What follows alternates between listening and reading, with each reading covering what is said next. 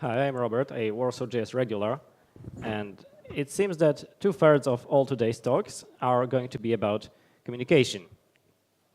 This in particular will be a bit of a history digging, and we're going to see what tools we have available today as front-end developers for communicating with our backends, and how we got here. As it turns out, it was quite a bumpy road.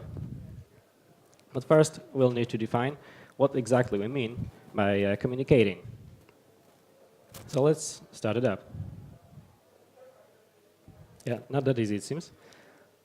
Okay, so communicating, in our case, will mean two things, and will actually, it's a quite a universal definition. We learned this from a very young age, that to communicate takes to speak, so to make requests of the other party. So we need to be sending commands to the server, or perhaps requesting some resources to be loaded. But also, it requires us to listen for the immediate feedback to our request. So we need to detect whether there has been an error or our request has succeeded. But also, there's another kind of feedback, and that's the real-time feedback that we need to be receiving at all times in some applications. So in the more interactive of our apps, so in chat applications, in stock tickers, we need to be receiving updates all the time, without asking periodically. So we would, ideally, we would like to avoid polling. And I've divided the two aspects of talking, because we're going to be approaching them differently depending on technology.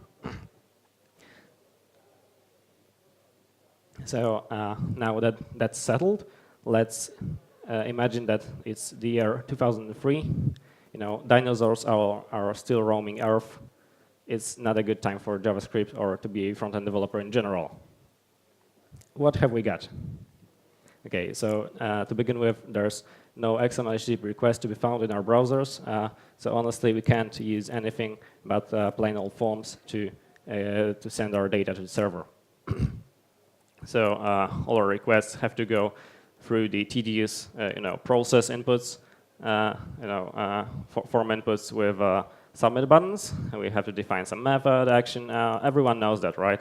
It's just plain old forms, and they're common. Defining feature is that they all require you to reload the page. So there was hardly a way to avoid it, but we're gonna see one in a while. Of course, you also need some kind of backend. So the king then was your own hand-rolled CGI scripts, or increasingly more common was PHP.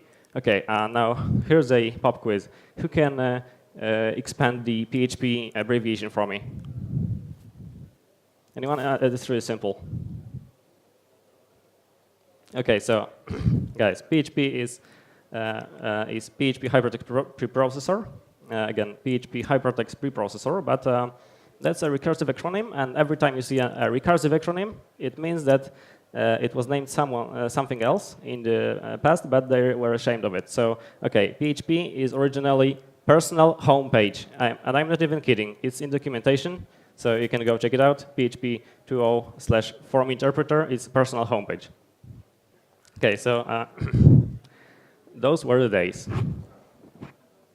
Now, those of us who really needed to avoid page reloads, for instance, you had some user poll, some voting on your page, could place a frame set or an iframe, so that if you made the frame look really consistent with the rest of your page, then you could fool the user into thinking that their page isn't really reloading. Well, in fact, only a part of it was, but well, still, it didn't bear any resemblance to current and modern applications.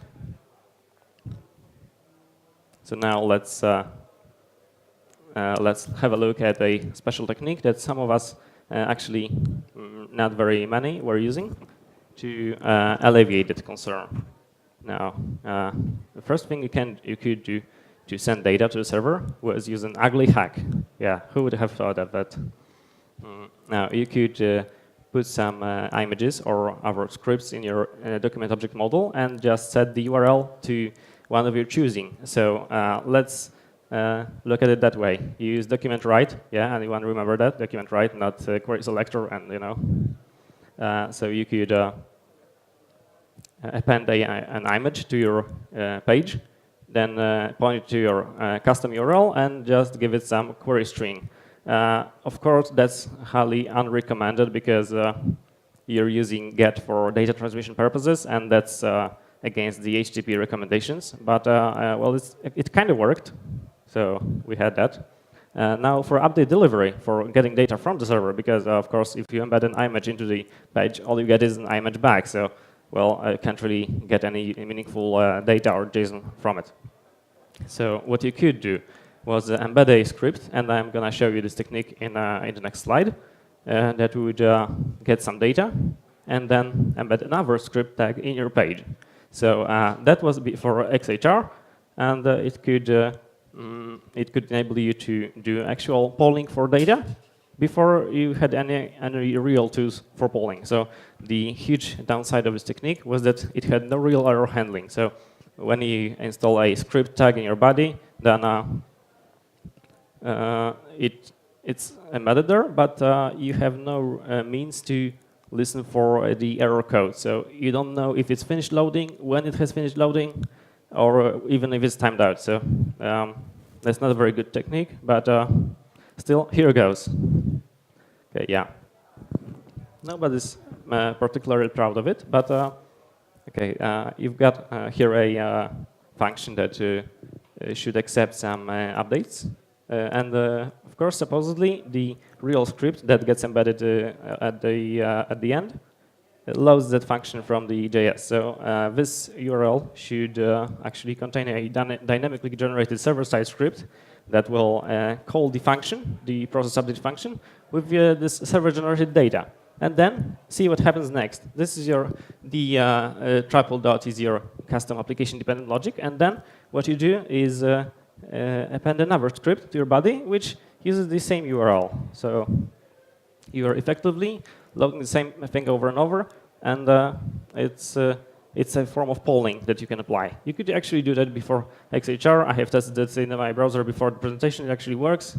I was going to prepare some framework library kind of thing, but ran out of time, unfortunately, so it's an exercise left to the audience. But as you can see, there's no error handling. You cannot register any event handlers on the tag, so yeah. Also, you could use set timeout if you don't want to kill the server with constant polling. So yeah, delays are welcome. And well, this technique actually survives until today as a cross-origin resource sharing bypassing technique, and it's came to be known as JSON-P. So whenever you see JSON-P, think of this. It's older than XHR and than probably any other HTTP-based communication technology you know, and it's still used because of you know, same origin policy. So yeah, that's a JSON-P for you. And however, this still has not addressed the need to get real-time updates from processes that are happening on the server. So this requires us to poll every a few seconds or something. And we might get some data, we might not get any updates, but still we're polling and we're sending useless requests. So how do we make it so that we only get data when actually anything occurs, right? This is our next point of interest. So this and the ugliness problem with no error handling can be solved by XHR. And okay, I called it win to the Web 2.0 sales. Remember Web 2.0, whatever happened to it? Okay, so XHR was originally introduced in Internet Explorer 5 under the veil of ActiveX objects.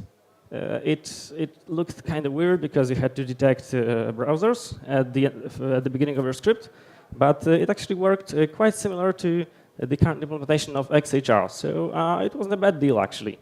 For normal browsers like Mozilla, the support came a bit later, but you could shim it out, so you could actually use the implementation depending on your browser. And yeah, that's our current state of XML HTTP request that we've got now. What it grants you over the previous ugly technique is that it enables you to do requests that are asynchronous, and you probably know this, but just to emphasize, the one major feature that it gives you is control, or rather overwatch, of the state of the request. So that's a really big feature, and it should be noted that it's not to be taken for granted. So once you have the ability to register this little handler, just use it. Don't waste this opportunity.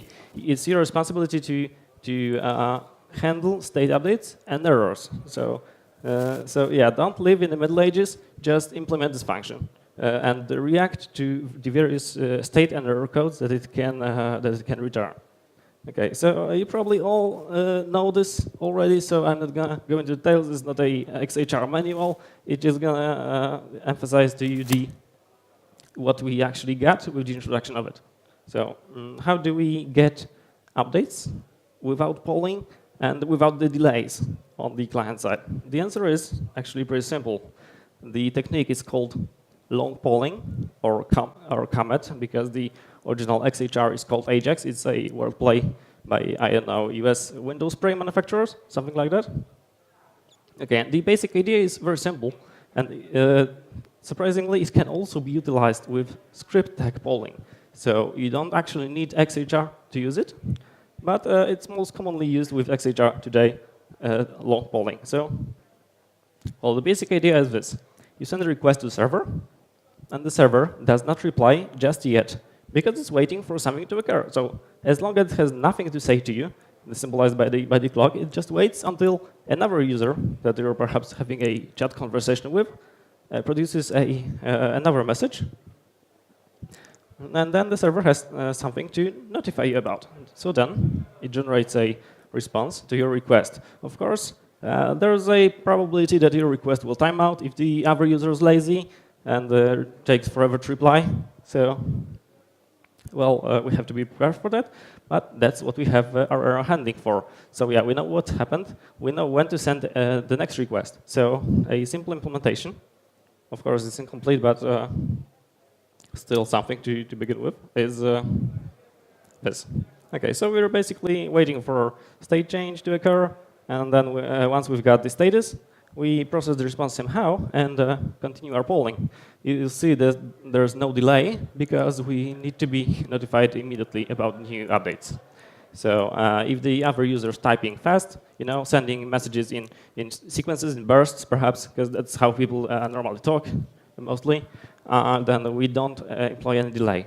On the other hand, when error occurs, we need to slow back a bit, because that might be a timeout, it might be a server-side error. Of course, you could detect this and on the timeout redo the request immediately. But yeah, that's the gist of it. It's not really hard, and actually, most frameworks today do it if they need to poll for data in real time. So that's the de facto standard procedure for Ajax long polling. However, it does come with a plethora of drawbacks. Of course, the first issue of XHR is that it's called XML HTTP request. Okay, ever used XHR with XML, actually? Anyone? Okay, well, I have, but it wasn't a very glorious experience, so let's just not get into that. Okay, so jokes aside, it's got issues with HTTP pipelining. So thanks to my former talker who has explained a bit of pipelining to you. Okay, well, basically the issue is that you really cannot request too many resources or actions at once, because well, browsers and servers are really poor at supporting pipelining. So if you send a few requests, then you actually have to wait for the first one or the first few ones to get back. So it can be solved by using protocols for sending several requests bundled, but you have to know in advance that you are actually going to be sending several requests. So also, not everyone is using RPC, some are using REST. So yeah, it doesn't really work in the real world. Well, we might need something better.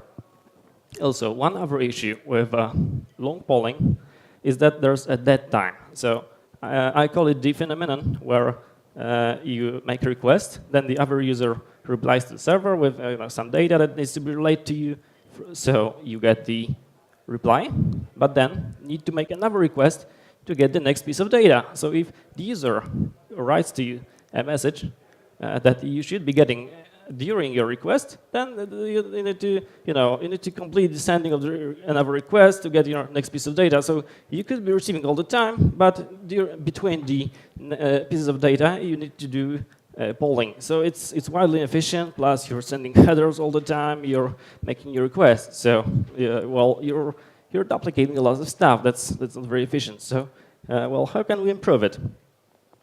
Well, it turns out in terms of receiving data and updates, there's a very simple solution, and it's called servers and events. It has existed, well, conceptually since about 2008, but real implementation came over 3 years later. So, well, it's actually one of the simplest protocols of all that I could imagine, because it's text-based. It uses line breaks to, much like HTTP, to delimit headers. So it's a very simple protocol, and it took 3 years to implement in Firefox. Well, no comment on that, but okay. The major feature of this format is that it's very simple, and also every implementation is required to support auto reconnect. So when you have a event source, which I'm going to show in the next slide, it actually will retry connection. So if anything happens to your net connection, then you don't have to do anything. You don't have to actually do any error handling. I mean, you can, because you can detect whether your connection is up or down, but if the user doesn't care, you don't have to either. So, well, it's not supported by Internet Explorer nor Edge. Microsoft is planning to do it, so maybe in 2020 we will see a preliminary implementation, who knows, but yeah, well, of course, it's only for getting updates from the server. So it's not a very popular technology, to be honest.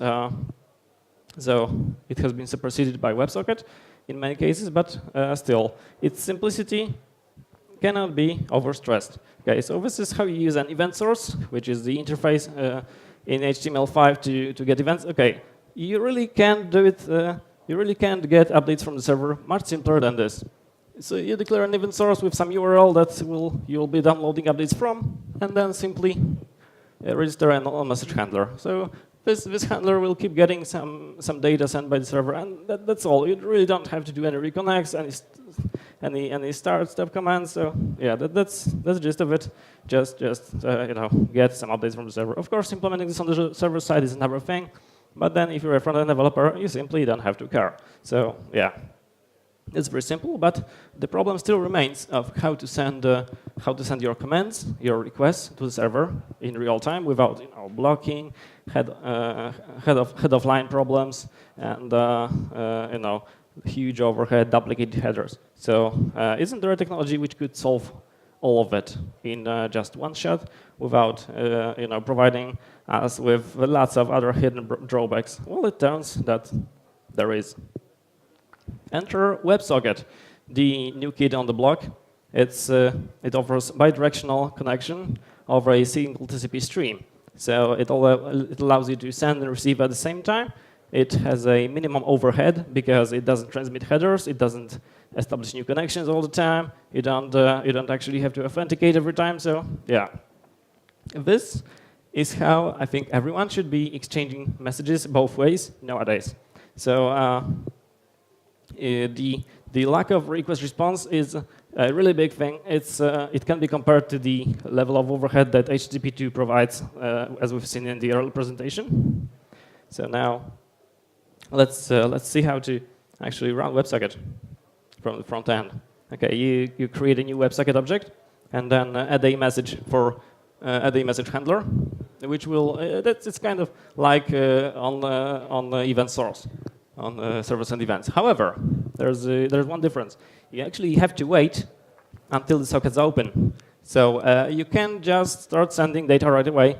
If you do try to send before the socket's open, then you get a huge fat error and stack trace in your console. So you really have to do some state management. And also, you could get an error. The WebSocket could never connect, or even if the socket's opened, of course, later you can get an error because the connection went down, something timed out. The other end closed it without any, announcement. So, yeah, these things just happen in the networks. So we actually have to deal with them, and that is perhaps the biggest drawback of WebSocket, that you have to do state management yourself. So also, another thing. Look at the code. Okay, I'm creating a new WebSocket here, and every time your socket goes down, so you get an error or a close event, then your WebSocket object is dead, and it's gone for good. You really cannot reuse this WebSocket object. So if your connection goes down, you need to create a new one and replace it. Replace the old one with it. And well, it doesn't sound like a big deal, but remember that your old handlers are still there, and your app still might be sending data through the old WebSocket. So you need to recycle the whole object, and that's perhaps the biggest problem for beginners. At least it was for me, because I was pretty sure that WebSockets could reconnect on their own, and I was very disappointed that they couldn't. So. Yeah, you need to manage state somehow, perhaps by creating an overlay library. Fortunately, there's quite a few to use. Also, well, WebSocket is not HTTP. So if you were counting on doing REST, good old create, read, update, delete transactions, then you're out of luck because, well, it doesn't have any methods, any requests. So its biggest advantage is also its biggest drawback. So if you are doing CRUD over the network in real time, you really need to create your own protocol on top of WebSocket, define the message exchange format, and of course it all can be done, but you don't get it for free because it's not a response protocol, right? So here's a list of libraries and tools which could help you in your working with WebSocket. The first one, Socket.io, is a mainstay of Node.js. It's known by most developers by now who have ever dealt with a real-time WebSocket. And it abstracts away WebSocket by providing you a automatically reconnecting transport layer that transmits events. So you transmit messages which are of certain types. We call them events because you can you register separate handlers for separate event types. It's really simple to use. You just provide with a server, install Node.js on the server, and well, it works automatically by exchanging messages in topics called event types. The other one, SockJS, is much closer to WebSocket because it exchanges messages. So you can actually send and receive unnamed, untyped messages, which can contain just strings or binary data. So it's much closer to WebSocket proper. It still supports many transports. So if your browser somehow does not support WebSocket, well, actually, CanIUse.com says that 90% of all browsers, including mobile, do support WebSocket. So can you use it? Yes, you can. But if for any reason your client's browser does not support WebSocket, then both Socket.io and SockJS will gracefully fall back to using whatever implementation is there. So actually, I believe Socket.io can even use Flash sockets, even though it's black magic to me because I've never used Flash for anything. But yeah, it can actually fall back to that transport because it kind of emulates WebSocket in its real-time capability. So yeah, the first two can do WebSocket, and other transports if need be. So if you're behind a strange kind of firewall, corporate firewall, proxy, then yeah, just go to Socket.io or SockJS. Okay, the third one, Meteor, is a complete application development framework which allows you to propagate state from the server to the client. It's a bit like Firebase, and actually there's been a decent talk here on WarsawJS about Meteor. So I advise that you check it out. It wasn't mine, it was some other guys. So yeah, Meteor looks like a complete turnkey solution. And what it does for you is propagate state changes from a server-side collection. It actually runs MongoDB, so yeah, key value or more like document database on the server, and it just pushes updates on documents to your client. So yeah, you're not gonna use it as a generic transmission layer, but still it's fun to know that there's some other tools that implement this WebSocket functionality. And last but not least is my own library. That's very thin, only does WebSocket. And honestly, the whole reason I made it is to have a automatically reconnecting WebSocket implementation. So it simplifies state management for you. Okay, this is a link. You can click on it in my presentation. I think we're gonna link to it on the Meetup or WarsawJS site afterwards. So yeah, use this. You can read through the source if you want to learn how to manage state of WebSocket. And if it's actually pretty well commented, so you should be able to use that as a reference tool, maybe in production too, because I'm using it for some commercial apps with some success. So yeah, this is plain WebSocket, no transports, and good for code reading. So yeah, educational tools. Okay. I was honestly going to include a should I use or which implementation should I use slide in this presentation, but you're an intelligent and keen audience, right? You are, especially keen today. Well, honestly, just pick whatever seems the best. Just remember that servers and events are not supported in Internet Explorer. WebSocket is probably a safe bet, but doesn't do REST. And you're all set. You can decide for your own. So okay, I felt obliged to include Creative Commons credits for the icons. They're pretty cool. And yeah, now's the time for questions, guys.